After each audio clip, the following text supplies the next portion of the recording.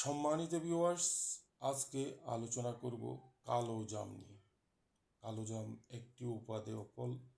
কালো জাম খেলে অনেক উপকার হয়। কালো জামে আছে সোডিয়াম, খনিজ লবণ, পটাশিয়াম, ম্যাগনেসিয়াম ইত্যাদি।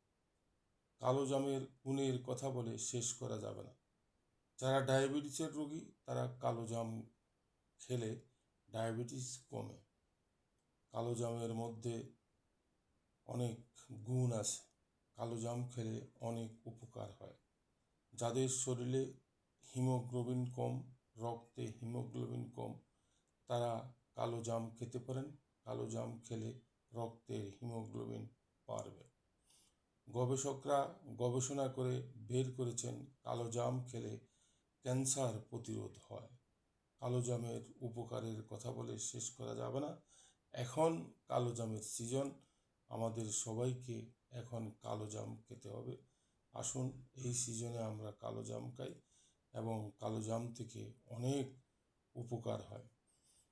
তো সবাইকে আবারও প্রীতি এবং শুভেচ্ছা জানিয়ে আজকে শেষ করছি।